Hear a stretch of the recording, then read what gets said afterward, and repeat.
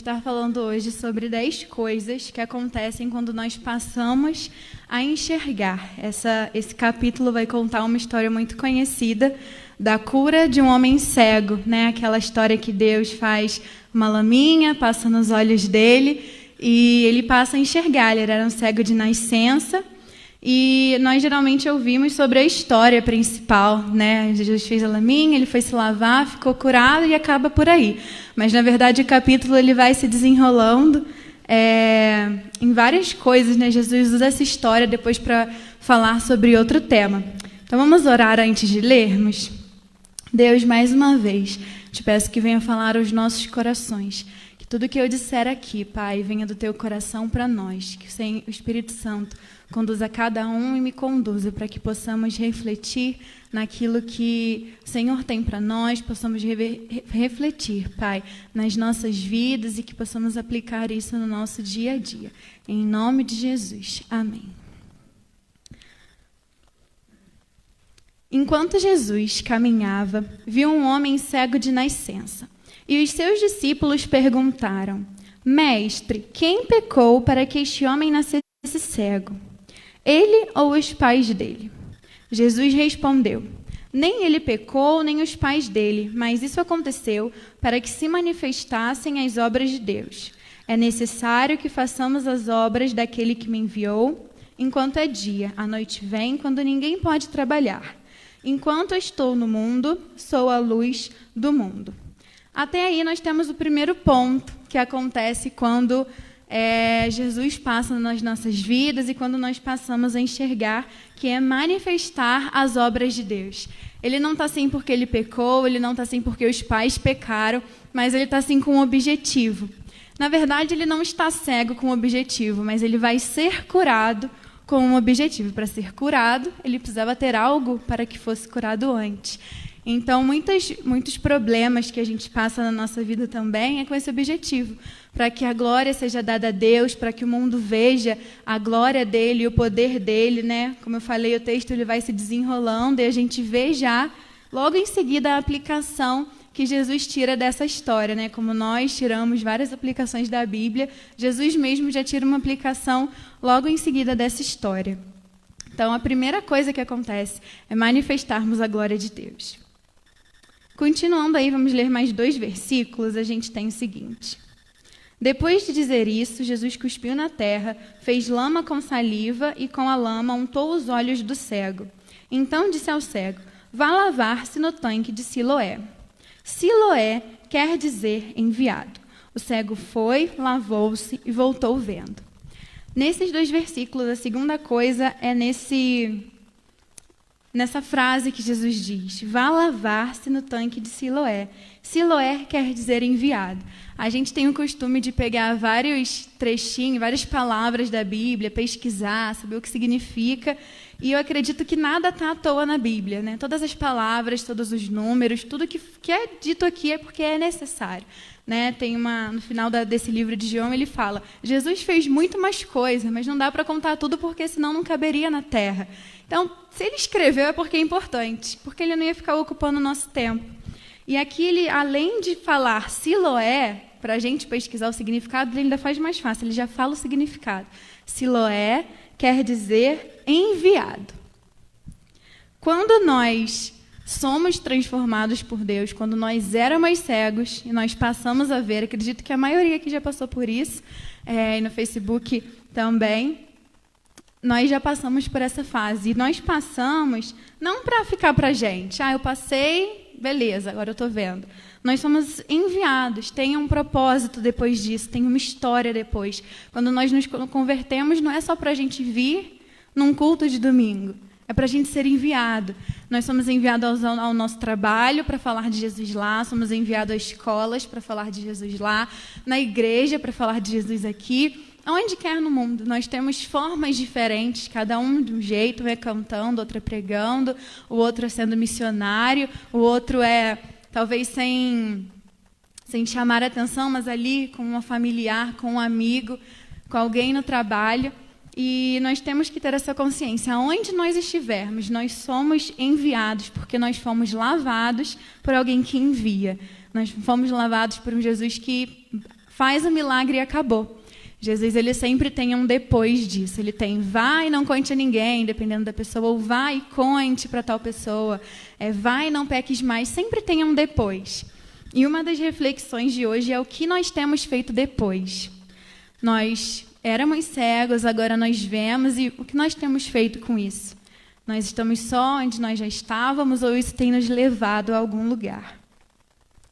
Vamos ler mais 2 versículos. A partir do 8 agora.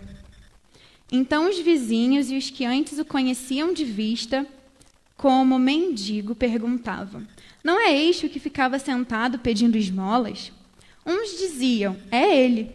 Outros: não, mas se parece com ele. O homem dizia: sou eu.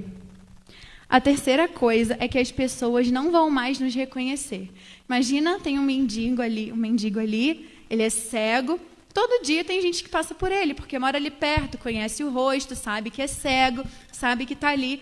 De repente, ele não está mais ali. De repente, ele está andando pela cidade. Tem o mesmo rosto, mas isso é muito estranho, porque ele era cego. E hoje a gente até acredita, mas na época, como assim uma pessoa era cego de nascença e agora está andando? Isso nunca tinha acontecido antes. Então, eles ficaram confusos. Olha, uns diziam que não era ele, só se parecia. Talvez um irmão gêmeo, talvez um sósia dele andando por aí. Outros falavam que nem que era. Mas, mesmo assim, achava estranho, né? Ele estava ali andando pela cidade, em vez de estar cego, pedindo esmola. E aí o homem aparece e diz: sou eu. Sou eu aquele que vivia sentado, pedindo esmola. Sou eu que era mendigo, sou eu que era cego. Que era, porque eu não sou mais.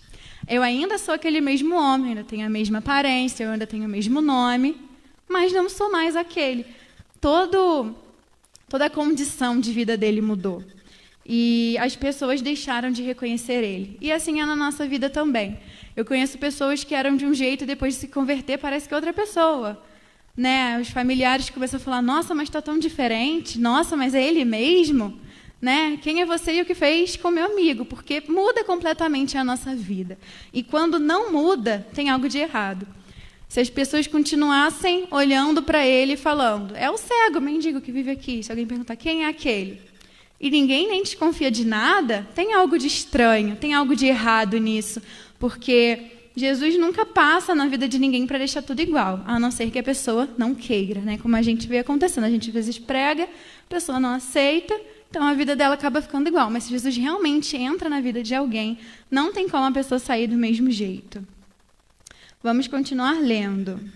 Vou lendo e comentando o texto com vocês. A partir do 10. Então lhe perguntaram: como foram abertos os seus olhos?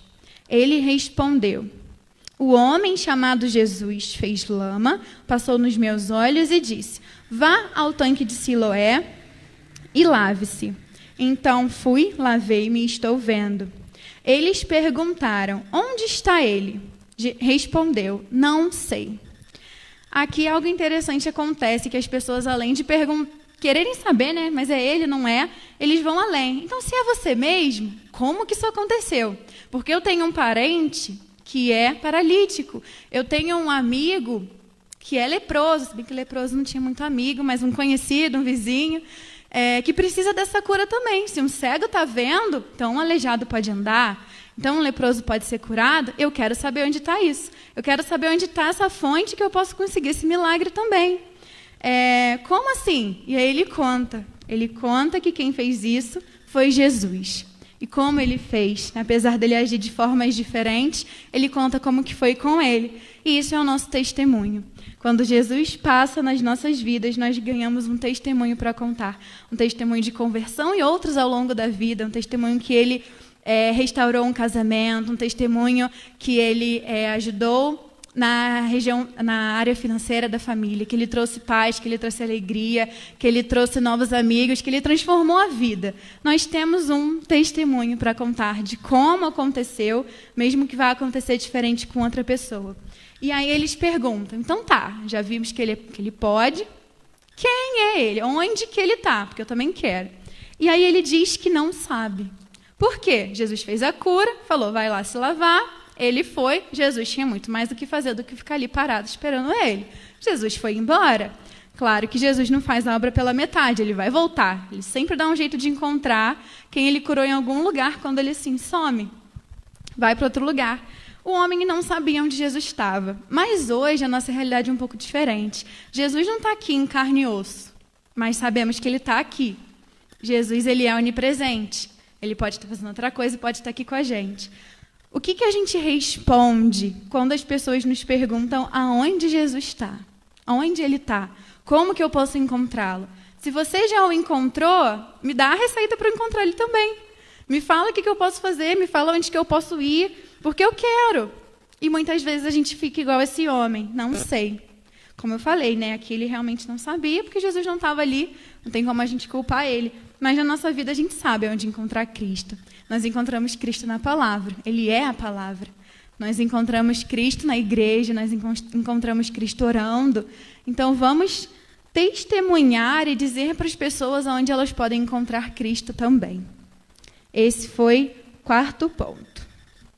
Vamos para o 5º, a partir do versículo 13. Aqui é o desenrolar da história, né? Olha só o que vai acontecer. Levaram aos fariseus aquele que antes era cego. E era sábado, dia em que Jesus fez a lama e lhe abriu os olhos. Como eu disse, nada está na Bíblia à toa, né? Sábado você já pensa, lá vem problema, Jesus fazendo coisa no sábado, o povo não vai gostar disso não. 15. Então os fariseus lhe perguntaram, outra vez como podia ver. Ele respondeu, ele pôs lama sobre os meus olhos, lavei-me e estou vendo. Por isso, alguns dos fariseus diziam, esse homem não é de Deus, porque não guarda o sábado. Jesus fez um milagre maravilhoso e ele não era de Deus porque ele não guardava o sábado. E o 5º ponto é que nós vamos ouvir muitas vozes quando nós passamos por isso. Na verdade, acho que eu posso ler um pouco mais, espera aí. Vou ler 17 também. De novo perguntaram ao cego, o que você diz a respeito dele, uma vez que lhe abriu os olhos? Ele respondeu, é um profeta. Estava certo, era só até o 16, mas a gente já adianta aqui. Algumas pessoas vão falar assim, esse homem não é de Deus, Jesus não é de Deus. Hoje a gente não ouve muito falar isso, mas a gente escuta assim, para que você está indo lá? Você era tão feliz aqui fora, para que você está indo na igreja? Você era tão melhor antes, para que você está indo lá? Isso é mentira. O pastor só quer roubar dinheiro de vocês.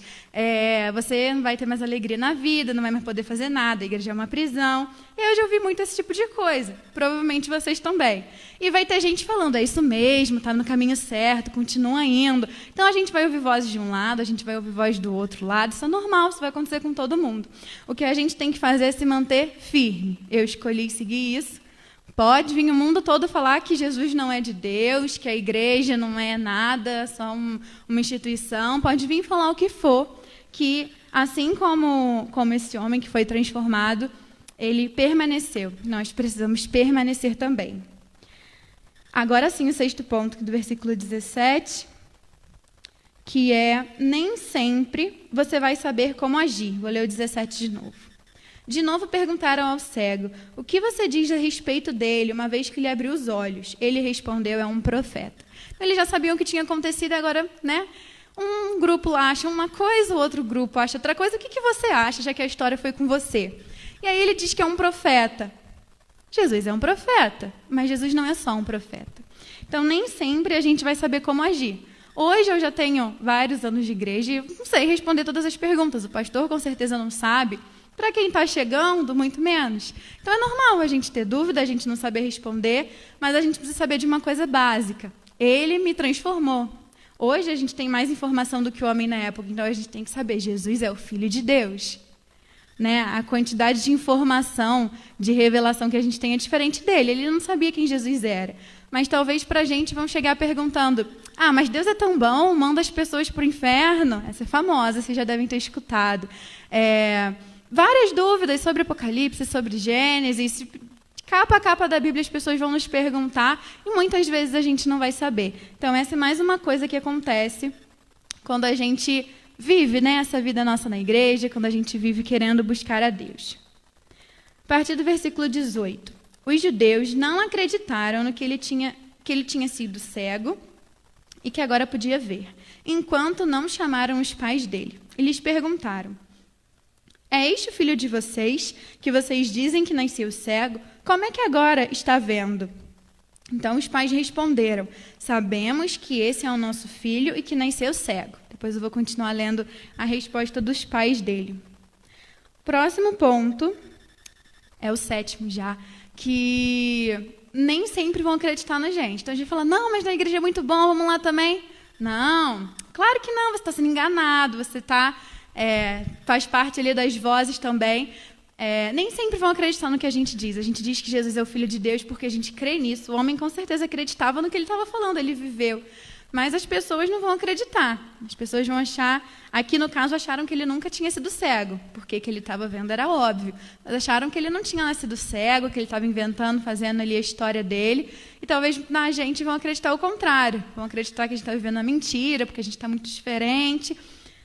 Todas as pessoas inventam, né? Então, é bem provável também que não acreditem no que a gente falar.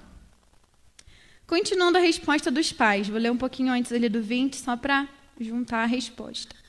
Sabemos que esse é o nosso filho que nasceu cego, mas não sabemos como agora está vendo, e também não sabemos quem lhe abriu os olhos. Perguntem a ele, pois já tem idade e poderá falar por si mesmo. Então aqui eles falam que realmente nasceu cego, mas que eles não têm nada com isso. E eles não respondem isso porque eles não sabem, porque realmente eles não sabiam. Mas eles falam isso porque eles queriam fugir. Eles não queriam se meter nessa, apesar de ser o filho deles. Eles provavelmente já tinham abandonado há muito tempo. Era cego, estava ali, mendigo, pedindo dinheiro, já tinham abandonado o filho há muito tempo. E aqui a gente vê mais uma prova disso. E aí ele continua dizendo... os pais dele disseram isso porque estavam com medo dos judeus, pois estes já tinham combinado que se alguém confessasse que Jesus era o Cristo, seria expulso da sinagoga. Foi por isso que os pais dele disseram: ele já tem idade e poderá falar por si mesmo. Então, eles jogam a bola para o filho, a gente não tem nada a ver com isso. E esse ponto eu coloquei aqui como que, às vezes, nós nos sentimos abandonados. Aqui ele já estava meio que acostumado a viver ali abandonado pelos pais, mas eles podiam ter ajudado, eles podiam, ter entrado nessa com o filho, agora que o filho estava digno de novo, estava ali melhor de vida. Não que um cego não seja, mas nessa época eles eram realmente excluídos. Mas não, eles não queriam temer nada dos judeus, não queriam aceitar o testemunho do filho. Então, olha, ele realmente era cego. Obviamente, a gente viu ele nascendo assim. E agora, obviamente, ele está vendo. Mas como foi isso, eu não sei, não quero saber, não ligo, né? Foi essa que os pais falaram.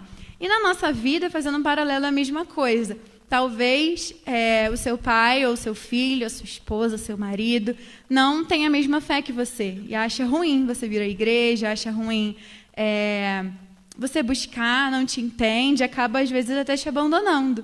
Né, dependendo da situação. E eu acho que, a mais do que a família, isso acontece muito com amigos também. Quando a pessoa, principalmente o jovem, eu acho que entra para a igreja, os amigos que tinham antes não quer mais saber. Claro que agora faz outras coisas, já pensa de um outro jeito, mas eles, em vez de ser amigos, já começam a ridicularizar, já começam a zombar, tudo acaba mudando, né? Então também tem uma grande chance da pessoa se sentir sozinha, da pessoa se sentir abandonada. Nós sabemos que nós temos Deus conosco. Né? Mas mesmo assim, às vezes a gente sente que as pessoas não ligam, né? Que as pessoas não vão ligar para isso. As pessoas que não têm a mesma fé que a gente. Versículo 24. Então chamaram pela segunda vez o homem que tinha sido cego e lhe disseram: diga a verdade diante de Deus, nós sabemos que esse homem é pecador. Ele respondeu: se é pecador, não sei. Uma coisa sei, eu era cego e agora vejo. Ele estava ali contando o testemunho dele, como nós já falamos. Não sei como foi, mas eu sei que eu era cego e eu estou vendo. Se ele é pecador, não sei, mas alguma coisa de diferente ele tem. Acaso vocês também querem se tornar discípulos dele? O homem já estava ali perdendo a paciência. Eu já falei, vocês não estão acreditando. Eles estavam interrogando ali, vendo se ele ia mudar, mas não mudou, né? E eles estavam se fazendo, além de cegos, de surdos também. Não estavam ouvindo ele. 28 agora, né? Então insultaram e lhe disseram: discípulo dele é você, Nós somos discípulos de Moisés. Sabemos que Deus falou a Moisés, mas este nem sabemos quem é. O homem respondeu: é estranho que vocês não saibam de onde ele é, mas ele me abriu os olhos. Sabemos que Deus não atende a pecadores. Pelo contrário, se alguém teme a Deus e pratica a sua vontade, a este atende. Desde que o mundo existe, jamais se ouviu que alguém tenha aberto os olhos a um cego de nascença. Se este homem não fosse de Deus, não poderia ter feito nada. Mas eles disseram: você nasceu cheio de pecado e quer nos ensinar? E o expulsaram. Então, aqui o que está acontecendo? Eles tentaram pressionar e, apesar de se acharem sábios, o homem dá uma resposta neles. Vocês deviam saber, porque eu nasci cego, vivi cego, não tenho conhecimento nenhum da palavra, mas eu sei que o homem pecador não vai ser atendido por Deus. Como assim o homem pecador está me curando? Não tem como, tem algo de errado. Então, apesar dele não saber nada, apesar dele nem saber ainda que Jesus era o Filho de Deus, ele sabia uma coisa: ele era de Deus. Porque não tinha como uma pessoa que era inimiga de Deus fazer algo assim. Sabia, através do testemunho dele, que Jesus vinha de Deus. E aí os homens, sem ter mais o argumento, ficaram sem ter o que dizer, expulsaram ele, criticando, falando que ele tinha um monte de pecado para estar assim. Se tinha, não tem mais, né? Porque agora ele estaria vendo. E aí o 9º ponto, já chegando no finalzinho do texto, mas vou comentar um pouquinho mais depois, é que nós seremos perseguidos.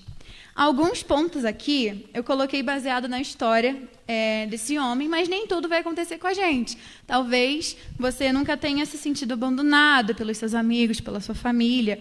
Talvez você não escuta muitas pessoas tentando te influenciar, mas tem coisas que com certeza vão acontecer. E ser perseguido é uma delas, porque Jesus já fala: vocês serão perseguidos. Ele já dá essa certeza. Não significa que vai ter alguém com uma arma na nossa cabeça mandando a gente negar Jesus, mas significa que as situações vão vir na nossa vida pedindo para que a gente negue a Jesus com a nossa atitude, com as nossas palavras, com a nossa falta de fé, com a nossa falta de amor, e muitas vezes a gente cede a isso, né? E a gente não pode ceder.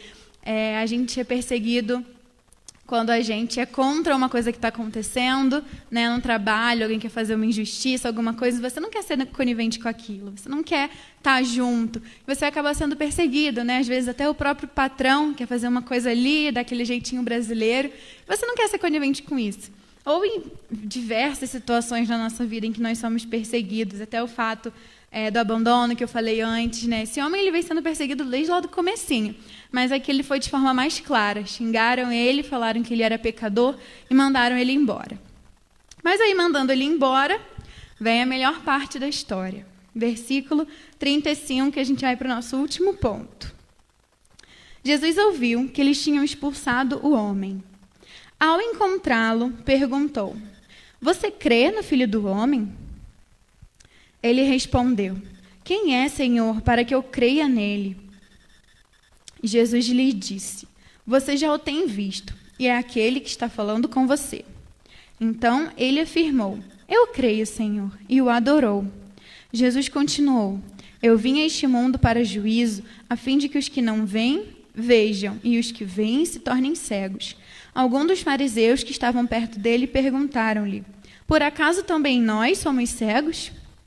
Jesus respondeu: se vocês fossem cegos, não teriam pecado algum. Mas agora dizem: nós vemos, o pecado de vocês permanece. Aqui, para fechar o texto, é o momento que eu falei que Jesus, com a própria história dele, já puxa uma pregação ali, já puxa sobre a cegueira espiritual que nós vivemos. E esse é o momento em que Jesus termina a obra dele. Como eu falei no começo, Jesus não faz a obra dele pela metade. Ele não vem curar o físico e esquecer o espiritual, né? Mas ele, além de curar o homem fisicamente no começo, agora ele vem curar o homem fisicamente, espiritualmente aqui no final, e ainda dá uma lição ali para os fariseus, né? Falando que eles estavam em pecado porque eles achavam que viam, mas na verdade eles não viam nada. Eles achavam que sabiam, mas na verdade eles não sabiam nada. Então Jesus diz isso para eles. E aí o 10º ponto, que é sobre essa última passagem, foi que nós seremos transformados. com a vida de Cristo em nós, nós somos transformados. Sem transformação, não tem como acontecer nada das outras coisas. Não tem como acontecer nenhum dos outros pontos. E aí o que eu fiquei refletindo sobre essa passagem é se nós temos manifestado a Cristo. Porque alguém que foi cego não vai mais viver como um cego, porque ele não é mais. Se as pessoas olharam para ele lá no começo e perceberam, não foi porque ele chegou e falou: oi, aqui, meu nome é tal, eu estava ali sentado outro dia, lembra de mim? Não estou mais cego. Ele não precisou falar uma palavra, ele só chegou para falar que era ele, para confirmar para aquelas pessoas que realmente tinha acontecido. Mas as pessoas perceberam isso antes. As pessoas perceberam que ele tinha sido transformado de alguma forma, sem saber como, sem ter certeza que era ele no começo, mas elas sabiam que ele tinha sido transformado. E o que a gente pode pensar para a gente hoje é se as pessoas olham para a gente, sabem que nós fomos transformados. Se as pessoas olham para a nossa vida e falam: ela era cega e não é mais. Ela era mentirosa e não é mais. Ele era fofoqueiro e não é mais. Aquela pessoa tratava mal a esposa, só estava no bar, mas agora a família está restaurada, agora ele é um novo homem. Mas como que as pessoas, como que a sociedade vai reparar isso em nós se a gente continuar sentado pedindo esmola? Não tem como. Não tem como alguém ver algo que não existe. Não tem como nós manifestarmos a Cristo sem Ele ter mudado a gente primeiro. Às vezes a gente quer pregar, mas a gente está cego, como os fariseus. A gente quer achar que a gente sabe de alguma coisa, achar que a gente tem algum poder, algum conhecimento. Pode já ter lido a Bíblia toda, pode estar na igreja todo domingo, quinta, domingo de manhã, domingo de noite, pode não ter sido transformado por Deus. Essa palavra às vezes parece que é para quem está chegando na igreja, porque eu estou falando de todo o processo de conversão, mas na verdade ela é para nós. Porque muitas vezes a gente acha que passou pelo processo de conversão sem ter passado. A gente acha que Cristo nos transformou, a gente acha que vê, a gente acha que enxerga, a gente acha que sabe de alguma coisa. Mas muitas vezes a gente age como se a gente não soubesse. A mensagem é também para quem está passando pelo processo agora, já sabendo as lutas que vai enfrentar, já sabendo as dificuldades, já sabendo os benefícios que vai enfrentar, sabendo que isso é normal ter dúvidas, é normal ouvir várias vozes de pessoas, mas a gente tem que dar atenção para aquele foco, para o foco que é Cristo. E a mensagem é para não desanimarmos. Por mais que as pessoas falem, por mais que sejamos perseguidos, a Bíblia diz: bem-aventurado quando forem perseguidos em meu nome. Bem-aventurados. A gente coloca como algo ruim, mas é algo bom. Põe a listinha para mim de novo, por favor. Eu tinha até colocado ali o primeiro, deixa eu ver aqui, o primeiro, o segundo, o terceiro e o quarto ponto são coisas positivas, né? Jesus vem, muda a nossa vida, temos um testemunho, temos um propósito, estamos diferentes, mas aí vem o 5, 6, o 7, o 8 e o 9 de coisas que a gente olha e vê que acha que é ruim. É ruim ter dúvida, é ruim ser perseguido, é ruim ser abandonado, todas as outras coisas, mas a gente sabe que mesmo nesses pontos Deus está com a gente. Quando tivermos ouvindo muitas vozes, Deus, Espírito Santo vai estar com a gente nos guiando. Quando nós não sabermos como agir, não sabermos o que responder, o Espírito Santo vem e nos traz a resposta. Quando duvidam da gente, o Espírito Santo confirma: não, você está certo, é isso mesmo, por mais que o outro não te ouça. Quando nos sentimos abandonados, o Espírito Santo está com a gente, só de estar já é algo impressionante. E o ser perseguido, a própria Bíblia já diz que é bom, porque nós estamos ali levando o nome dele. Depois, fechando com 10, nós somos transformados. E isso, a imagem e semelhança de Cristo, voltando à nossa essência, né? Deus criou Adão e Eva lá no jardim, a imagem e semelhança dele, puro, sem pecado, perfeitos. Mas aí eles pecaram, nós vivemos nessa condição, e aí eles ficaram cegos. Por mais que a cegueira do homem não vinha por causa de um pecado, todos os males que nós temos, indiretamente ou diretamente, vêm pelo pecado. Mas Deus, quando Jesus entra na nossa vida, Ele nos traz de novo essa essência. Ele nos traz de novo ao primeiro amor, como nós cantamos, Ele nos traz de novo como nós devíamos ser. Mas a questão é quando nós não somos quem a gente acha que é, sabe? A gente fala, não, agora eu sou cristão, mas vive, nada mudou. Você tem seu parente que te acha a mesma coisa antes e depois de você ter vindo na igreja. Então não tem como a pessoa ter sido transformada. Em alguma pregação minha do ano passado, não lembro se foi a última, e falei para quem estava na EBD de novo, para vocês verem que ficou muito marcada na minha cabeça essa história que a gente viu numa célula. Não vou contar ela toda, porque eu já contei ela aqui, mas vou resumir. A história é o seguinte: imagina que um amigo seu está atrasado. Eu marquei de me encontrar com um amigo e ele está atrasado. E aí, de repente, ele chega, está esbaforado, aí, desculpa, eu atrasei, mas sabe por que eu atrasei? Porque um caminhão bateu em mim. Eu fui atropelado por um caminhão. Por isso que eu atrasei, mas vamos seguir a vida aqui, está tudo certo, só estou atrasado. Alguém acha que isso é possível? A não ser que aconteça algo miraculoso, que a pessoa não seja, nem tenha nenhum arranhão, porque bateu um caminhão. Mas não tem como. Não tem como. Se Deus salvar a pessoa, ainda vai ter algum arranhão. A não ser que seja lá na história de Sadraque, mas é uma coisa difícil de acontecer. Naturalmente falando, isso não vai acontecer. Porque o impacto do caminhão na pessoa física, só pensar, não tem jeito. E com a gente é a mesma coisa. Na mensagem que eu vi, falava sobre o amor de Deus, como se o caminhão fosse esse amor de Deus, que chega na nossa vida e não tem como a gente ficar do mesmo jeito. Então, a gente encontra Jesus, ele abre os nossos olhos e a gente só chega atrasado num lugar. Só isso, muda a nossa vida isso aqui. A gente, antes, domingo à noite, ficava em casa assistindo televisão e agora, domingo à noite, a gente vem para a igreja. Acabou, essa é a mudança de vida. Essa é a mudança de rotina. E não pode ser assim, porque se a gente está vivendo assim é porque não foi transformado. A gente tende a pensar também que a gente tem que passar a buscar melhorar. Não, tá bom, a Sara disse essa mensagem, realmente não estou vivendo como eu devia, vou começar a fazer tal coisa, ou vou parar de fazer tal coisa. Mas não é assim que funciona.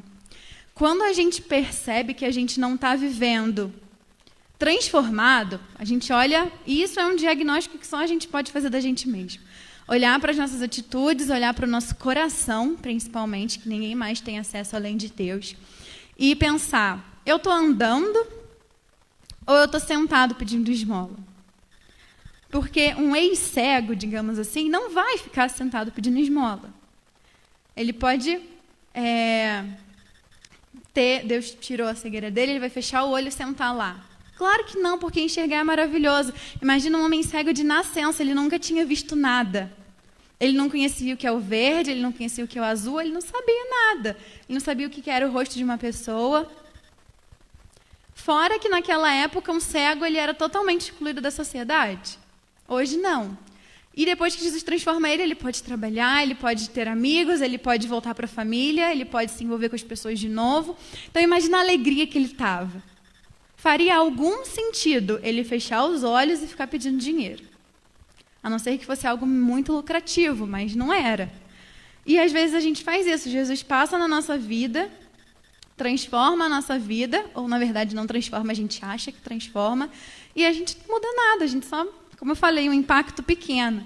A gente passa a vir na igreja, a gente passa a falar um crentez, né? A gente fala o irmão, a gente fala o varô, aqui a gente não usa isso, né? Na internet tem muito.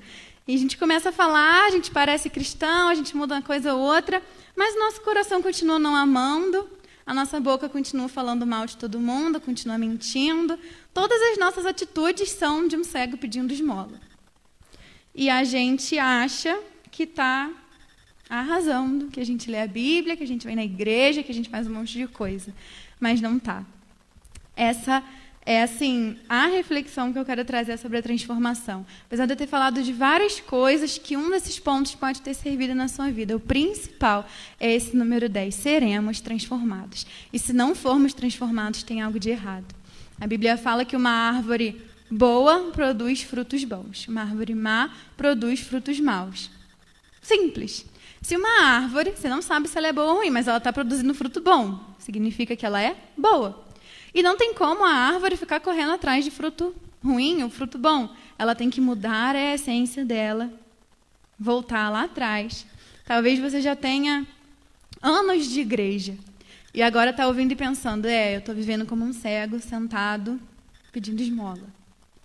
Ou às vezes nem sempre, né? Mas várias coisas da vida que eu preciso mudar. A gente tem que diferenciar quando a gente erra e quando a gente vive errando, né? Se a gente caiu, sentou no chão rapidinho, ou se a gente vive sentado no chão pedindo esmola. São coisas diferentes. Também não é para você pensar que por um erro você nunca foi transformado, tem que batizar de novo, tem que aceitar Jesus de novo. Mas a questão é quando nós vivemos assim. Por isso que eu disse, é um diagnóstico que só nós podemos fazer no nosso próprio coração. Eu caio uma vez, erro, me arrependo e volto para Cristo. Tipo, fechei o olho um pouquinho, abri de novo. Ou eu vivo cego. Porque se você vive cego é porque você nunca foi transformado. E talvez seja algo um pouco chocante, né? Porque, nossa, mas eu já tenho 30 anos de igreja e agora tem que voltar lá atrás e aprender tudo de novo. Tem, porque não aprendeu. Eu tenho que aceitar Jesus de novo? Tem, porque não aceitou. Falando sobre fé, de manhã na EBD também, a gente estava falando, não tem como uma pessoa ter fé e não se mover. Porque se uma pessoa acredita em algo, ela não vai ficar sentada fingindo que nada está acontecendo. Eu acredito que agora estão, sei lá, distribuindo dinheiro na rua.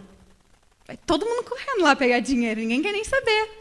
Agora, se eu falei isso, ninguém aqui foi. Por quê? Porque ninguém acredita no que eu falei, obviamente. Quando nós não fazemos nada é porque a gente não crê. A gente pode falar que crê, a gente pode pensar, achar mesmo, a gente se convence de que crê, mas a gente não crê. Porque se a gente acreditasse, a gente estaria fazendo algo. Se a gente acreditasse, a gente estaria indo, né? O famoso convencido. A gente acha que é convertido, mas é convencido. E convence a si mesmo. Né? Eu já conheci muita gente que fala, eu acredito em Deus. Eu creio que existe um Deus, eu creio que Ele está lá no céu. Esse Deus aí da Bíblia que você crê também, é o mesmo Deus. Estamos juntos na fé. Mas a vida da pessoa é absolutamente igual a antes de crer. A pessoa não faz absolutamente nada com a fé que ela tem. Então é porque não é fé. Talvez ela acredite em algum Deus, um Deus que está lá no céu, mas não é o mesmo Deus que eu acredito. Porque se a pessoa acredita num Deus bom, um Deus que quer se relacionar com a gente, acredita que Jesus é o caminho, acredita que nós podemos ir até Deus, a pessoa vai simplesmente não ir. Não tem como, ela acredita em outro Deus, ela acredita em um Deus longe, um Deus ruim, não sei o que ela acredita. E com a nossa transformação de vida é isso. Se nós cremos em Deus, se nós cremos que Jesus passou na nossa vida e nos fez enxergar, o que isso tem mudado em nós? E para a gente saber o que isso tem que mudar, não são só esses 10 pontos. É muito mais coisa. Se a gente abrir os frutos do Espírito e os frutos da carne, é ótimo para a gente se guiar e saber como que a gente está. Eu estou mentindo, roubando, matando, estou cego. Agora, eu estou amando, eu estou... benignidade, domínio próprio, amabilidade e tal, todos os frutos lá os frutos do Espírito, então, ok. Né? Romanos 1 traz uma lista de coisas que a humanidade faz ao se distanciar de Deus. Então, se a gente está praticando aquilo, peraí, estou cego. Tem coisas que a Bíblia diz que são erros e a gente acaba cometendo, porque ninguém é perfeito. Eu cometo, todo mundo que está aqui comete, pastor comete, qualquer pessoa, tirando Jesus, comete. Mas nós não podemos viver nisso. Não podemos viver orgulhosos, não podemos viver desobedientes, não podemos viver de nada que a Bíblia diz aqui.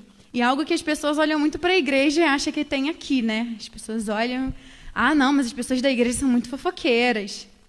Gente, é um pecado horrível que traz na Bíblia como algo que a gente não pode fazer de jeito nenhum.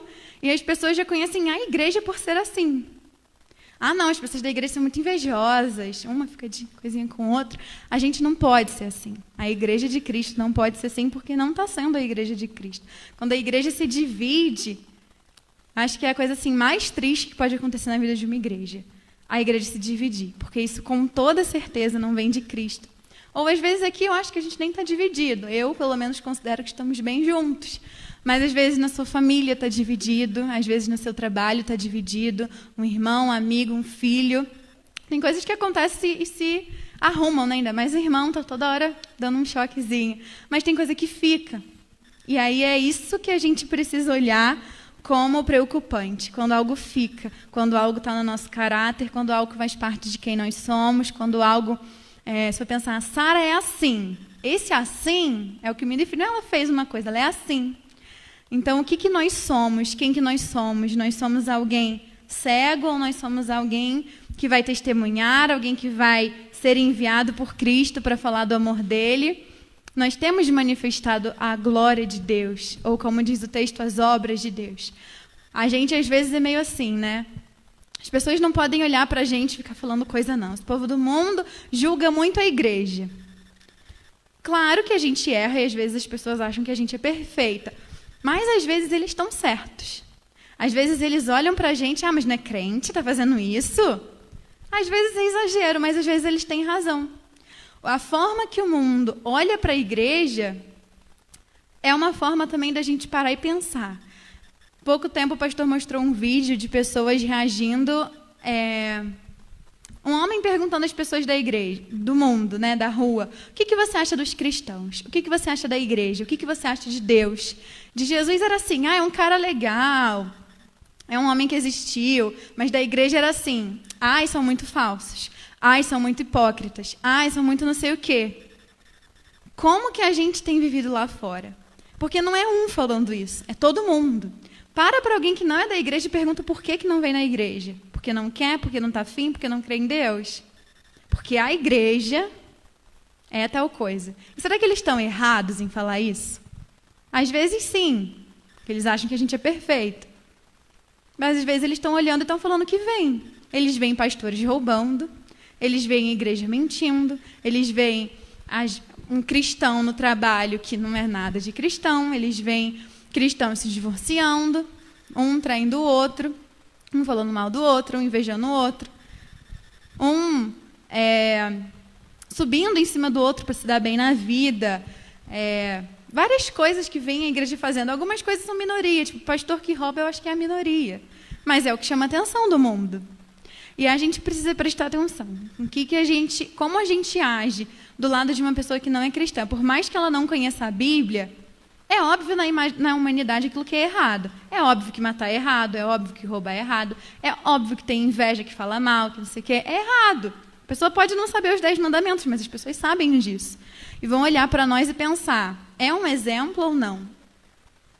Jesus disse, né? Vocês são sal da terra. Vocês são a luz do mundo. Não é, tentem ser a luz do mundo, tentem ser o sal da terra. Não, vocês são. Vocês são. Então, se alguém está me ouvindo e pensando, eu não tenho sido, não é para passar a ser. É para passar a ser um discípulo, lá atrás. Porque os discípulos são sal da terra. Os discípulos são luz do mundo. Mas eu não estou sendo luz, então eu vou passar a ser luz. Não, vai passar a ser discípulo, volta lá atrás. Volta lá atrás porque tem alguma coisa errada. Volta lá atrás porque Jesus não passou. Está fingindo que está enxergando, mas não está. Está fingindo só para o mundo, mas não está. E às vezes a gente finge tanto que a gente mesmo acredita. Então vamos viver como alguém transformado para que as pessoas possam olhar. Por mais que às vezes o que estão comentando não agrade muito, mas estão falando que está diferente. Lá, ele bebia, não bebe mais. Lá, a família estava toda destruída e não está mais. Lá, aquela menina que ficava lá mendigando atenção, mendigando carinho, não está mais, porque Jesus transformou a vida. E as pessoas vão olhar para a gente e vão enxergar isso. Então vamos agir como quem crê, vamos nos mover como alguém que enxerga. Não volta, não fecha o olho, porque enxergar é maravilhoso. E vamos viver como quem foi transformado por Deus. Espero que essa mensagem tenha chegado no seu coração. Espero que tenha dado para entender a mensagem. Vamos voltar ao primeiro amor. Vamos voltar e nos lembrar todos os dias do que Cristo fez. Às vezes a gente fala tanto que se torna tão comum, né? Jesus morreu na cruz. Ok, Jesus morreu na cruz, a gente já sabe disso. Podia chegar aqui e falar, gente, vocês não sabem. Jesus morreu na cruz e ir embora. Porque isso já é uma mensagem tanto. Mas a gente não liga porque a gente está acostumado. Vamos voltar a dizer para as pessoas como se a gente tivesse sido transformado hoje de manhã.